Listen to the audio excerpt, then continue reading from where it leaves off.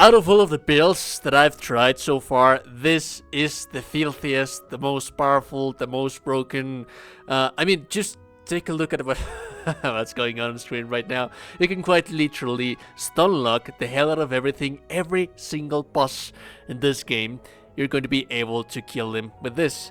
And also it has AoE, so if you're fighting several enemies at the same time, then you can kill them with your very, very powerful AoE that is more often than not also going to one-shot the enemies. It's also very sustainable, because while it does require the usage of essence to cast some of the most powerful things that we're going to be using in here, and that's ideally just going to be two things. It's going to be Barbaric Shout and Clear Out. However, Clear Out is a little bit more situational, and Barbaric Shout should always be active, but that's a little extra something for the abilities. Let's just keep talking about the builds. And essentially, you are going to always be stun locking everything, and since you're always stun locking everything, you're always dealing critical hit damage. That's why we also want to increase our critical hit damage. And overall, just by clearing things on a single target basis, it's very powerful in that regard, but it's also very powerful when it comes to killing enemies that are surrounding you. And there's also, because of the weapon that we're using right here, I'm going to show you a couple of weapons that you can start this build from the very get-go of the game. On the first region of the game, there's going to be one very strong two-handed weapon, and then on the second region of the game, there's also going to be a very strong two-handed weapon. But you're not going to get completely established for you to be able to spam the stuff that we're going to be spamming more often than not until the third region of the game. However, I will show you exactly what is it that you are going to need. It's just that out of everything that I've tried so far, this is it's just broken, dude. It's really, really powerful, and you're going to kill things like all the time, like a maniac. It's going to be amazing. So, that being said, let's talk about the skills that we're going to be needing, and this is going to be coming from the fight in here.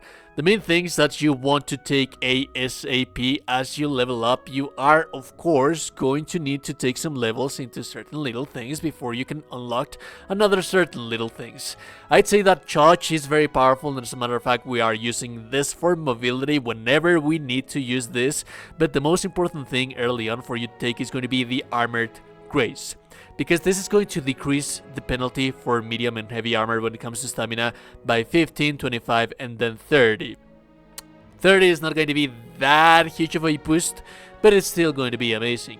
And I like to take this in here because charging or heavy attacks, which is more often than not what we're going to be using 100% of the time, that's something that needs to happen, and you need your resolve and your stamina for that.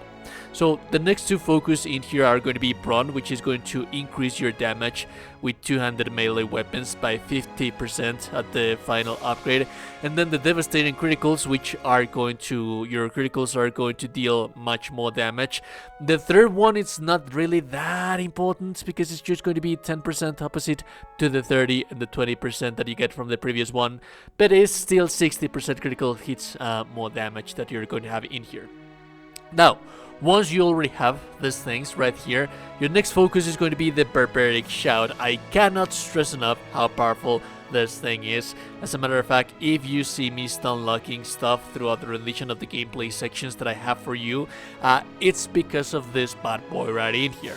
Because this increases massively, and I mean massively, the stagger potential of your character. So it's very, very important for you to use this guy right here. And then this is pretty much everything as it is established. If you have level enough, you can start taking the Clear Out in here, which is going to be your AoE damage. But if you don't, then you also need somewhat of survivability, so the constant recovery, it's also somewhat very useful as well to some extent. And then I like to take the Clear Out in here, and this is essentially how you want your character to be. If you want to be a little bit more survivable, then you can take the Toughness to increase your maximum health by 45%. You can also, I'd not advise, I'd say that this is kind of a extra little something that it's nice to have, but it's not like a mandatory thing to have. The Bleeding Cuts in here, the power attacks with axes and greatswords deal bleed accumulation, but we really don't care about bleed accumulation because more often than not we're going to be one-shotting things. This is the overall playstyle. This is overall what you want to do with this character. You want to one-shot things. Now the weapons that you are going to be using as you level up, the first one, you're going to find it on the castles fully. I do not advise for you to come to this place while you're low level because the people in here are somewhat of high level characters, and the weapon, the first two-handed sword that you're going to find in the game is going to be up here into this little tower that you are going to find right in here.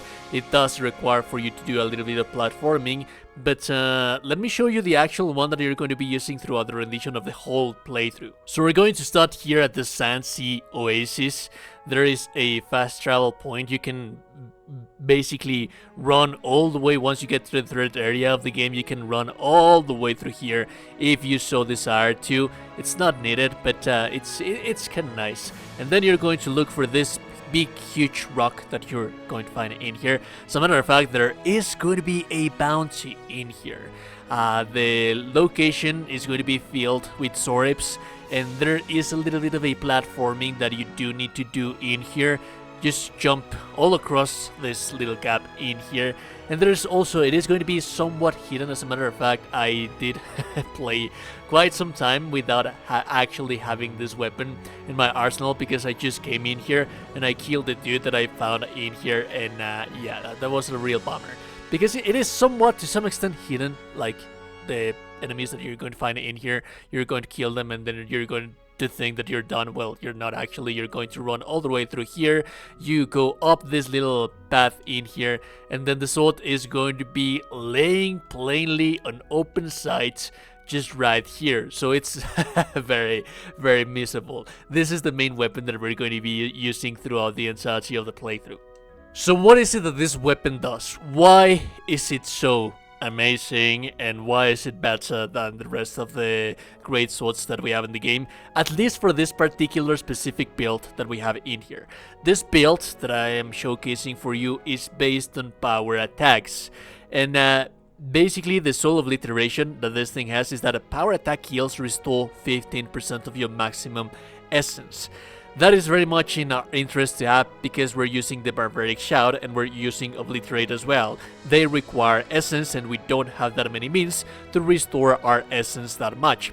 Meaning that since you're always going to be doing power attacks and more than not basic enemies, you're going to be one-shotting them, you're always going to be regaining your essence back. So yeah, you can keep spamming your Barbaric Shouts, and that you can keep spamming the Obliterate whenever you have enemies in front of you, and you can basically just be spamming essence as much as you want to. It also has the Emotional, which basically hits deal 10% bonus fire damage against enemies above 50% maximum health, but they also deal 10% bonus frost damage against enemies below 50% maximum health.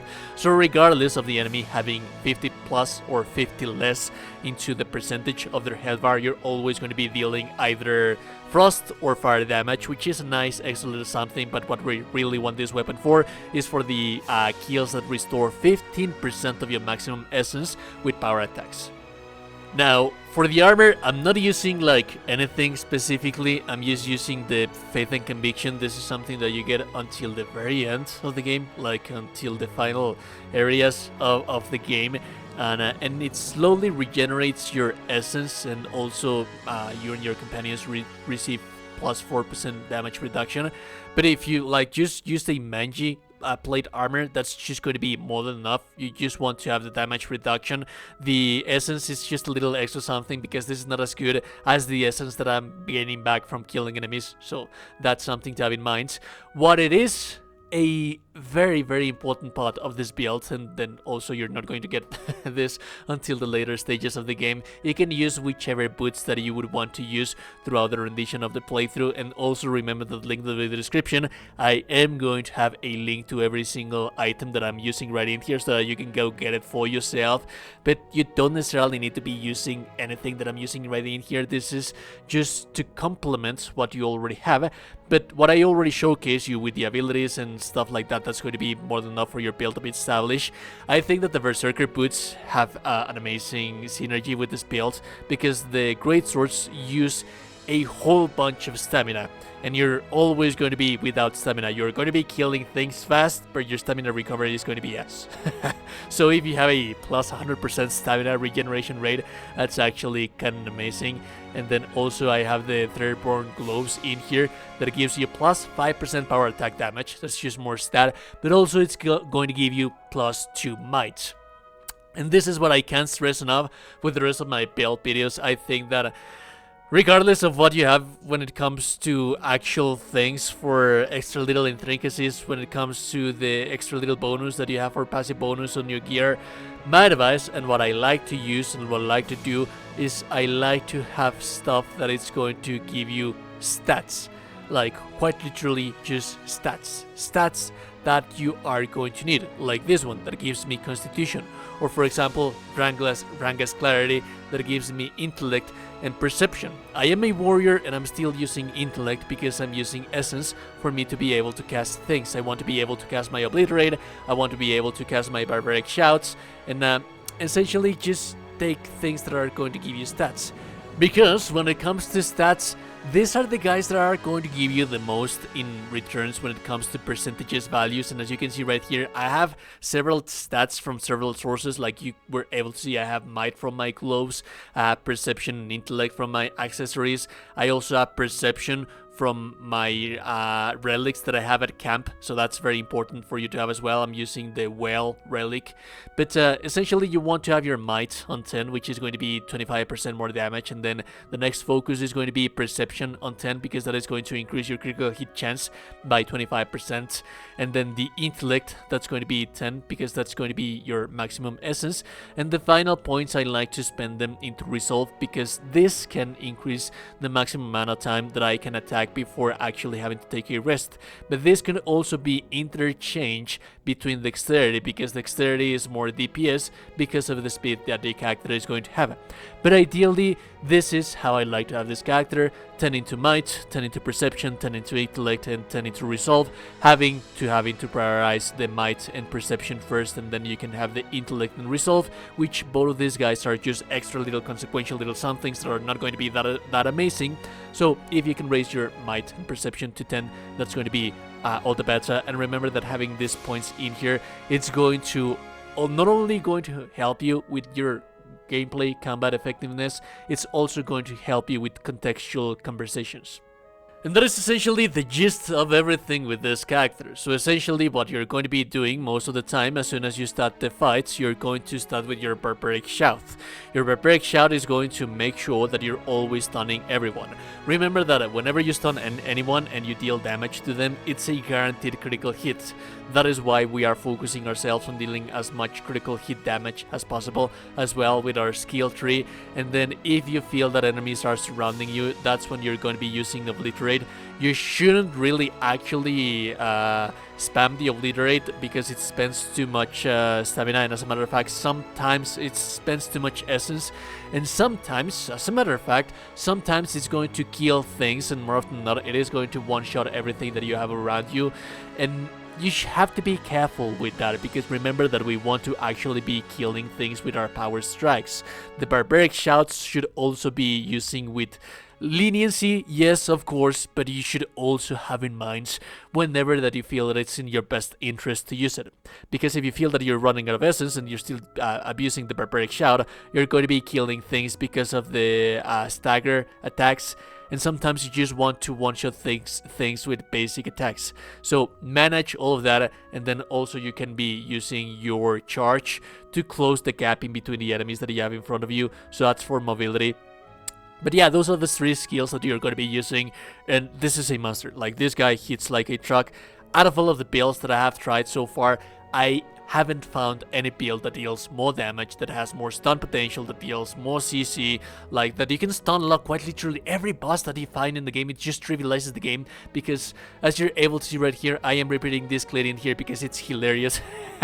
And because you can see how filthy it is just to stun lock every boss that you have in front of you until they die because of how much damage you deal. Anyways, if you like the content, like and appreciate it, and also you're a gorgeous real person, you are indeed a gorgeous and beautiful person. Subscribe to the channel, join Discord, have a beautiful day, goodbye.